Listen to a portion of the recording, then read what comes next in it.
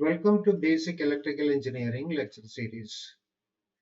This is a series of lecture videos for the first year engineering and electrical diploma students. In these videos, fundamentals of DC and AC circuits, network theorems, fundamentals of transformers, DC and AC machines, and renewable energy sources are the topics covered. Sufficient number of numericals are worked out in each session to make the concepts clear to the viewers. For a basic idea about the topics mentioned, please watch these videos from the very beginning itself. If you find the videos useful, please subscribe for the channel, like the video and press the bell icon for notification. Please try to wear a headphone and watch the video for better sound clarity. Thank you all. And now let's start with today's session.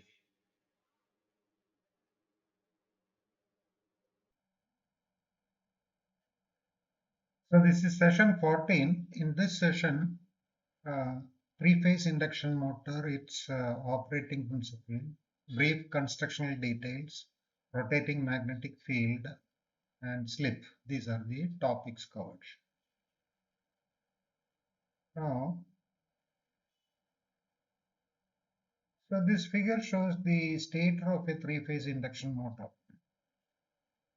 So the different parts are, this is the outermost part.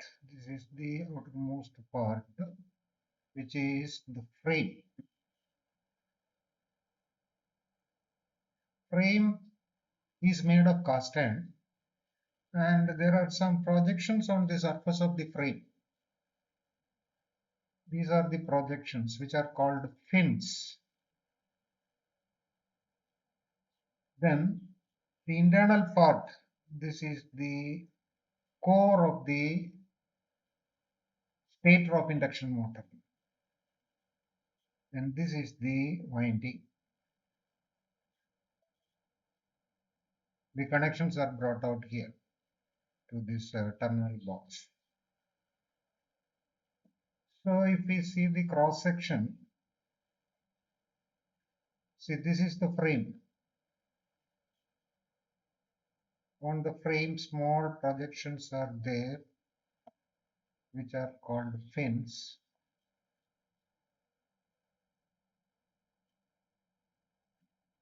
So the frame is meant for giving a mechanical support for the core and the windings. Also, it acts as a protective cover. So frame is the outermost part, and the inner part is called the core. Core is made up of laminations, silicon steel laminations. And the core has got slots on its periphery which accommodate the stator conductors. These are the conductors. So this is the core. So the major parts, and there will be a support here. So the outermost part is called frame. Frame has fins on that. Inner part is called core. Core is made up of laminations, silicon steel laminations, and through the slots are there along the inner periphery of the core, and conductors are inserted in the slots. Now cross section, if we see again, this is the frame, fins, core, and conductors. So the purpose of providing fins is for effective dissipation of heat produced in the stator core. So when the motor is operating, there will be current passing through the stator conductors. There will be I square R loss in the conductors. Also, there will be hysteresis and eddy current loss produced in the core, that is core loss. So when the motor is operating, there will be I square R loss in the conductors. There will be Hysteresis and eddy current loss in the core. So there can be a considerable amount of heat produced when the motor is operated. So to dissipate this heat to the surroundings, these fins are provided. What fins are doing actually, it is increasing the surface area of the frame. Than a smooth cylindrical surface, if fins are provided, it increases the surface area, effective surface area. So heat dissipation will be faster. Motor will not get heated up. The body of the motor will not get heated up if the heat produced is dissipated to the surroundings effectively. So there is a stator frame, stator core, and stator conductors. The frame is made of cast iron. Core is made of laminations, silicon steel laminations.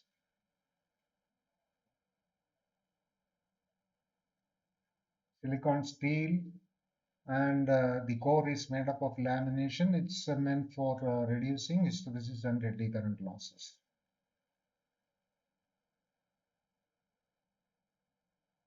Now, the operating principle of a three-phase induction motor. Now, we give a balanced supply, a three-phase supply to the stator of the induction motor. So in this figure, there are three coils, AA dash, BB dash, and CC dash. There are three coils. These coils are kept or physically at an angle of 120 degrees each. That means this is the plane of AA dash, this is BB dash, the angle between them is 120 degrees. Between B and C also 120, C and A also 120. That means physically they are kept at an angle of 120 degrees each. Now, we are giving a balanced three-phase supply to these three coils. So it will produce current. So a current will flow through. Currents will flow through the three coils. Say IA, IB, IC, and these currents produce fluxes. So flux phi A, phi B, phi C are produced by the current through coil A, coil B, and coil C. Or IA, IB, IC produces phi A, phi B, phi C. Now for analysis, let us take phi A is equal to phi m sin omega t, and phi B is equal to phi m sin omega t minus 120, phi C phi m sin omega t minus 240, just like the current waveforms. So applied voltage, current, flux all vary sinusoidally, and so the equation for flux produced by the three coils can be written as phi m sin omega t, phi m sin omega t minus 120, phi m sin omega t minus 240. Now the flux waveforms are given here. This is phi A, phi B, phi C. This is B, this is C. So all these fluxes are varying sinusoidally. Now how the rotating magnetic field is produced? So the basic principle of operation of the induction motor is the production of a rotating magnetic field, and due to that it induces currents in the rotor, and a torque is produced in the torque experienced by the rotor conductors because of which it rotates. So how this rotating magnetic field is produced? Now the three fluxes are phi A, phi B, phi C. The coils are physically separated at an angle of 120 degree. See the plane of coil A, plane of coil B at an angle of 120 degrees. Between B and C also 120 degrees. And the currents through the three windings are also different in time phase by 120 degrees. This combined effect produces a rotating magnetic field. Now let's take a different instance and analyze. So first is omega t is equal to 0, starting point. That is this point, omega t is equal to 0.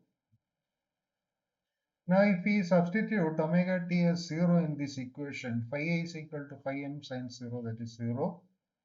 Then phi b is equal to phi m sin 0 minus 120 minus 0.866 phi m. Phi c is phi m sin 0 minus 240 plus 0.866 phi m. Now the instantaneous values of these phases. So for example, this is phi a, phi b, phi c. If we mark instantaneous values here, say variation of A, variation of B, variation of C, assuming positive sequence. When phi A varies from 0 to 180, so the variation is like this. 0, it is here. 30 degrees, it is 0.5. Then 90 degrees, it is full. Phi m, value is phi m. 150 degrees, again, it is reduced to half. Then 180 degrees, 0. Then 210 degrees, minus 0.5. Then 270 is minus 1. 330 is again minus 0.5. 360 is 0. So depending on the instant, you can mark the magnitude of the phasor in this diagram. Then we will find out the resultant field. So in this case, phi a is equal to 0. Phi b is equal to minus 0.86. This is the direction of B. So in the opposite direction, whatever is the value of maximum flux, take 0.866 of that. So this is 0.866 phi m. Phi c is plus 0.866 phi m in the same direction. So 0.866 phi m. So this angle is equal to 30 degree. This is also 30 degree. So the resultant is, this is the resultant field. So its magnitude is, I'll make a construction O, A, B. I have drawn a perpendicular here. So OA is equal to 0.866 pi m into cos 30. And AB is also same, 0.866 pi m into cos 30. So resultant is 2 into 0.866 pi m into cos 30. So you'll get it as 1.5 pi m. So the magnitude of the resultant field is 1.5 times the maximum value of flux. Now the resultant field I'll mark here separately. This is 1.5 pi m.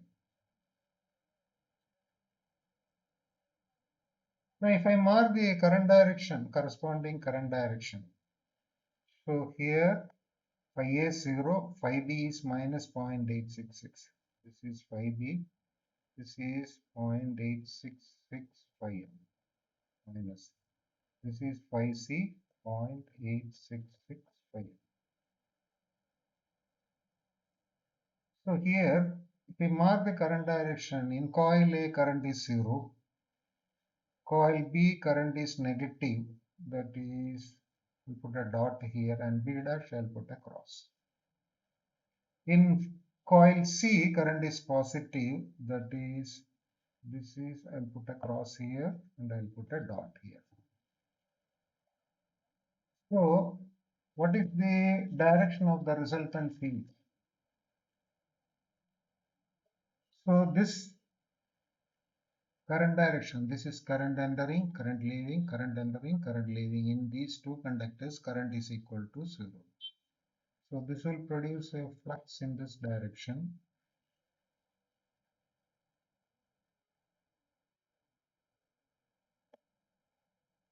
This is the direction of flux produced by the individual conductors, or the resultant we can mark like this. This is the resultant flux whose magnitude is 1.5 pi. Now let's take another instant, that is omega t is equal to 90 degrees. Omega t is 90 degree means this point.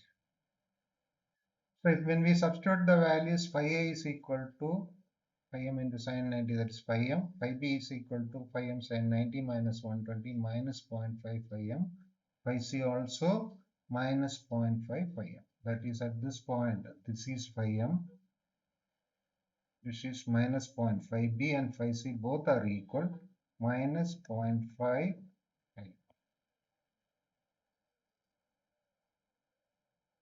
So again, let's mark it in the diagram. Phi a is equal to phi m, that is this value, phi m.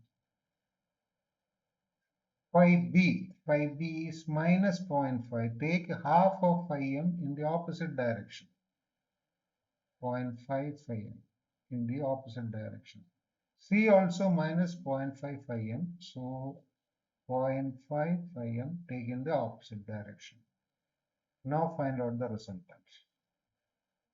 So resolve point for this angle is 60 degree. This also 60 degree. So the resultant is equal to phi m plus component of this along A, that is 0.5 phi m into cos 60, plus component of this phasor along A, that is also 0.5 phi m into cos 60. So phi m plus 2.5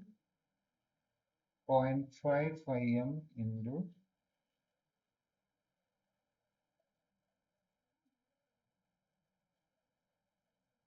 60, that is 1.5 phi m.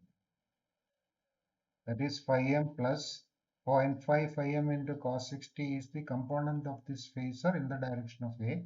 Again, you have to find out the components of this phasor also in the direction of A. That's also 0.5 phi m into cos 60. Adding, we get 1.5 phi m. So here the resultant field I'll mark here.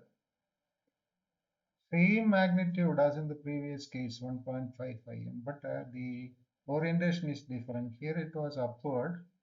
Here it is towards the right, that is, it moved through an angle of 90 degrees. The previous case it was up, now it is towards right, it moved through an angle of 90 degrees. That means in the first case we assumed omega t is equal to 0. In this case omega t is equal to 90 degree. So we moved through an angle of 90 here. So the resultant also moved through an angle of 90. Now I'll mark the current direction. This is phi a is plus, that is this, I'll put a cross mark here, put a dot mark here.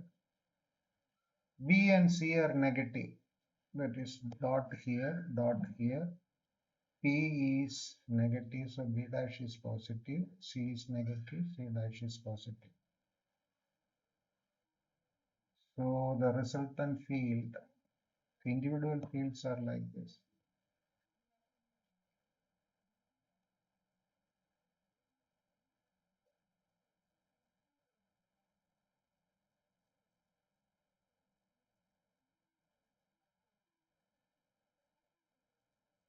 It means this is the resultant field, 1.5.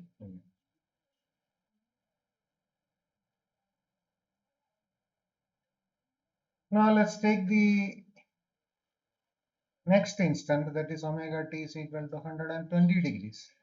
120 is here.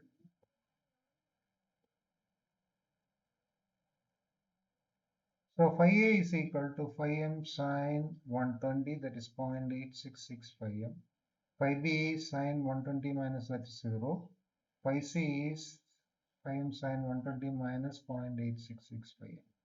So phi a, this is the one, this distance, that is 0.866 m. This is equal the negative direction minus 0.866 m. So phi A is, this is A, B, C, 0.8665 m. Phi C minus, that means in the opposite direction, 0.8665 m. 0.8665. This is the resultant. These angles are 30 degree. We can find out the magnitude of that by making this construction OAP. So A is equal to 0.8665 m into cos 30 plus equal, that is 2.8665 m into cos 30. So resultant is equal to 2 into 0.8665 m into cos 30. That is 1.5. So the magnitude of the resultant is 1.55 m, and again it moved through further through an angle of 30 degrees. Here previous case we took omega t is equal to 90. Now it is 120.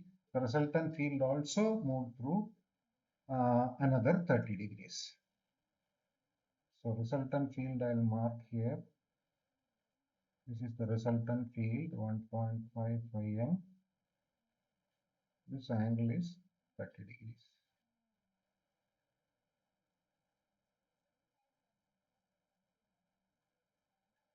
If I mark the current directions, B it is 0, A it is positive, so plus here, dot here, then B it is negative, this is dot here, cross here. Sorry, B it is 0, phi A,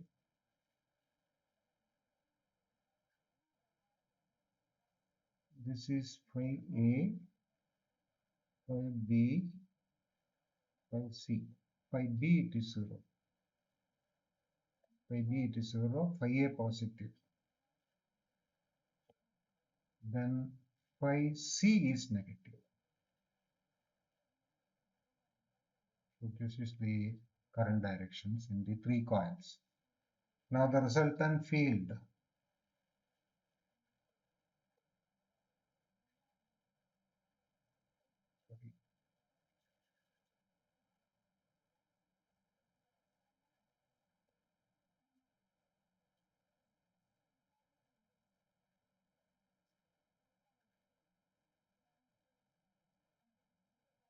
is the resultant field.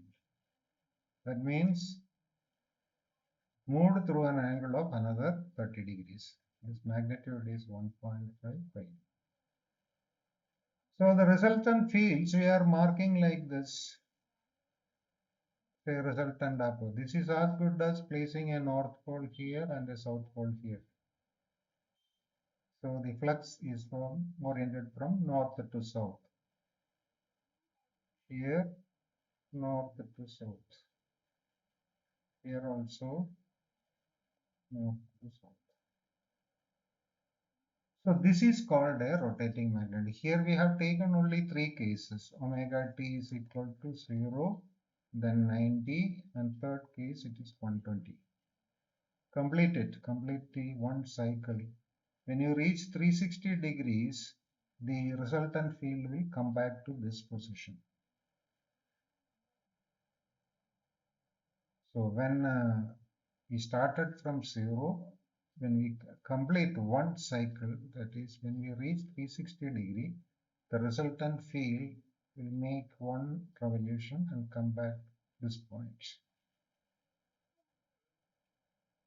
So this is the rotating magnetic field produced by the stator. How it is happening? Because these coils are placed physically at an angle of 120 degrees. And the currents through the three windings are out of phase by 120 degrees. The combined effect produces this rotating magnetic field.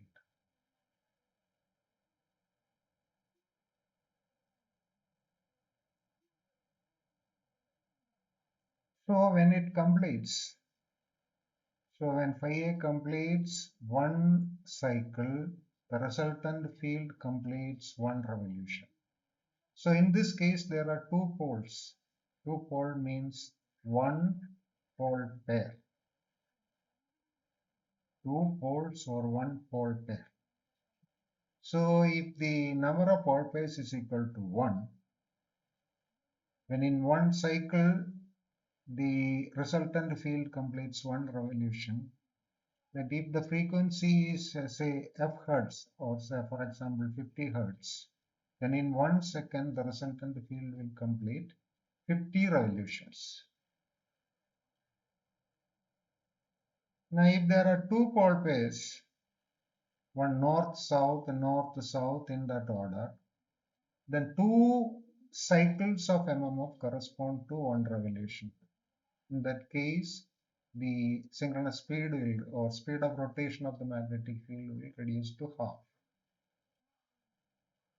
So a general relation between the frequency, supply frequency and number of pole pairs. Now, synchronous speed, supply frequency and number of pole pairs is equal to frequency divided by number of pole pairs is the synchronous speed in revolution per second. F divided by P by 2. In the first case, there is only one pole pair. We assume that the supply frequency is 50 Hertz. When the resultant, in 1 second, the flux waveform completes 50 cycles and the resultant field will complete 50 revolutions. If there are two pole pairs, then two cycles of flux correspond to one revolution. That means if the supply frequency is 50 Hertz, so in 1 second, the rotor will complete only 25 revolutions. So the relationship is like this. Synchronous speed in RPS is equal to frequency divided by number of pole pairs. So this is equal to F divided by P by 2 or 2F by P revolution per second. So to convert it to revolution per minute, multiply by 60. So 120 F by P. So here synchronous speed, let's use small n to represent the synchronous speed in RPS, revolution per second, and capital N for revolution per minute, 120 F by P. So synchronous speed is equal to 120 F by P. F is the frequency, P is the number of poles. Now rotor construction, there are two types, cage rotor and slip ring rotor, cage type or slip ring type. Now the electrical part of the rotor is like this. Electrical part means wherever current flows in the rotor. That is shown here. The rotor conductors are nothing but the copper or aluminum bars, mainly copper bars. And at the end, these are shorted by end rings. This is an end ring. One more is there. On the other side, end ring. So copper bars shorted at the end by means of an end ring. This is the electrical connection of the rotor. And the complete connection is somewhat like this. This is the copper conductor.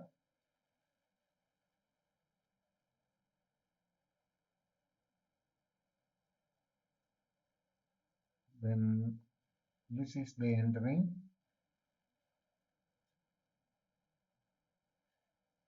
End ring.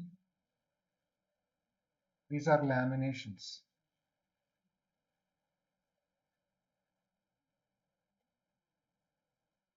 This is the shaft. That shows the complete assembly of the core. The rotor core is also laminated to minimize the losses, but the rotor Losses are comparatively very less. Rotor core loss can be neglected, only rotor copper loss is considered.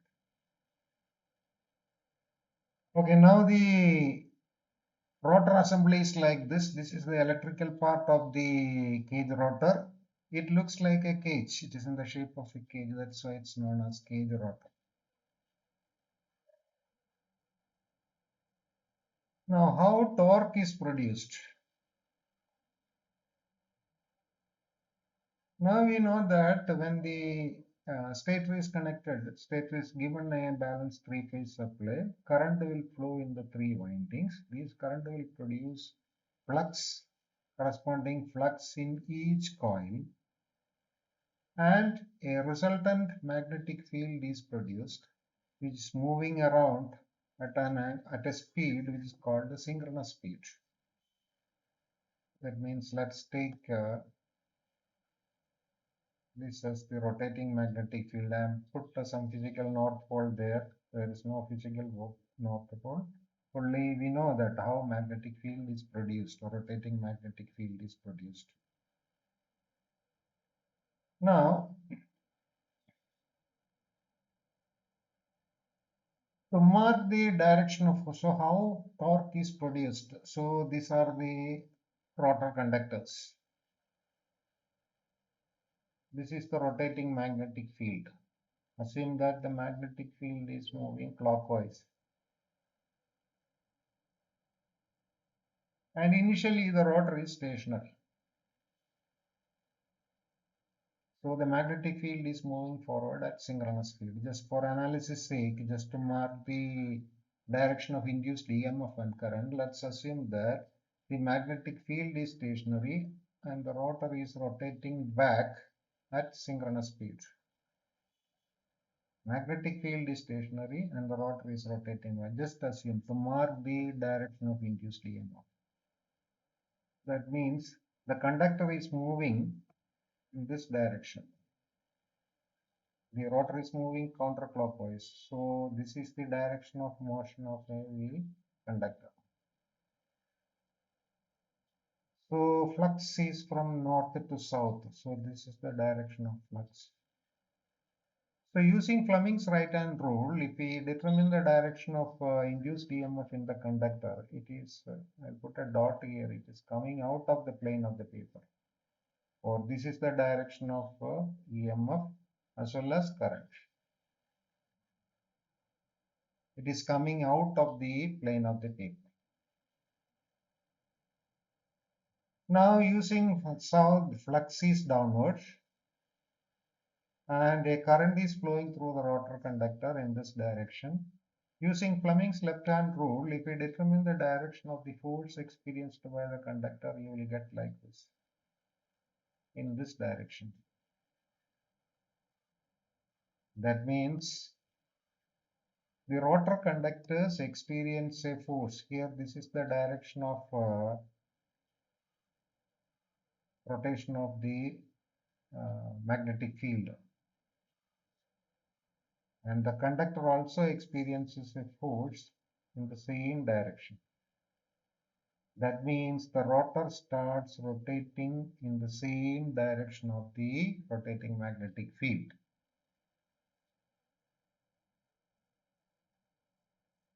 So initially the rotor is stationary. So maximum EMF is induced in the rotor conductors because the relative speed is maximum in the beginning. So for example, in a two-pole machine, for a supply frequency of 50 Hertz, if the supply frequency is 50 Hertz and number of poles is equal to 2, synchronous speed is equal to 3000 RPM you will get. That means this magnetic field is rotating at a speed of 3000 RPM.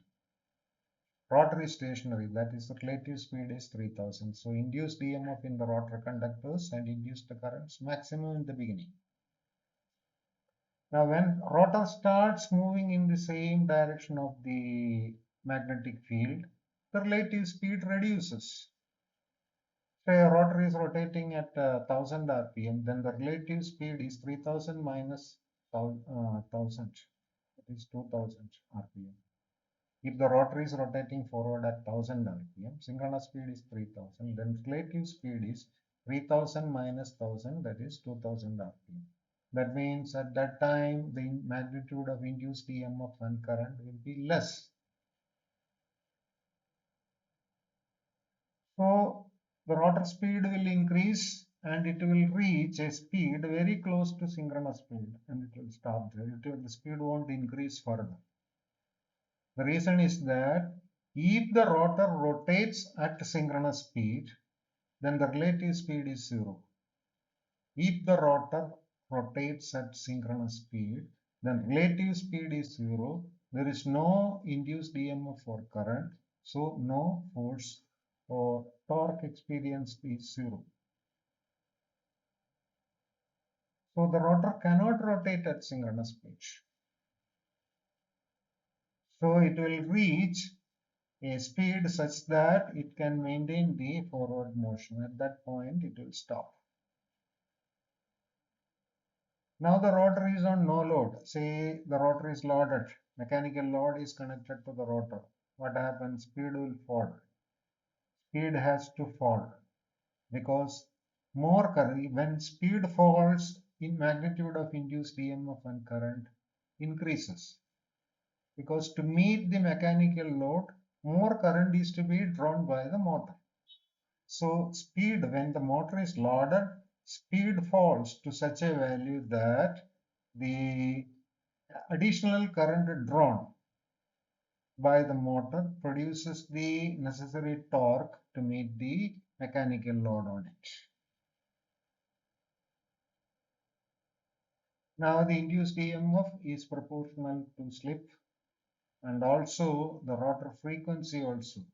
So in the beginning, so at start, what is the slip? Slip means difference in speed between the synchronous speed and the actual rotor speed to synchronous speed. This ratio is called slip. Synchronous speed minus rotor speed divided by synchronous speed. This ratio is called slip of the induction motor. So the induced EMF is proportional to slip and also the frequency of the induced EMF is also proportional to slip. So that relationship R is equal to S into F. That is frequency of the rotor induced EMF is equal to slip into stator frequency. Also one more point, at start what is the slip? At start N is equal to 0. That means rotor is stationary. At start rotor is stationary, so that means N is equal to 0. S is equal to Ns by Ns, that is 1. If the rotor rotates at synchronous speed, what is the value of slip? At synchronous speed, the rotor speed, assume that the rotor is rotating at synchronous speed. Ns minus Ns divided by Ns, so slip is equal to 0. So slip is equal to 1 at start. At synchronous speed, slip is equal to 0. So the rotor cannot rotate at synchronous speed. So it will, at no load, it will rotate at a speed very close to synchronous speed. And when the motor is loaded, the speed falls. So that's all for this session today. Thank you very much for attending this session. If you like the session, please share the video among your friends and subscribe for the channel. Also press the bell icon for notifications. Thank you.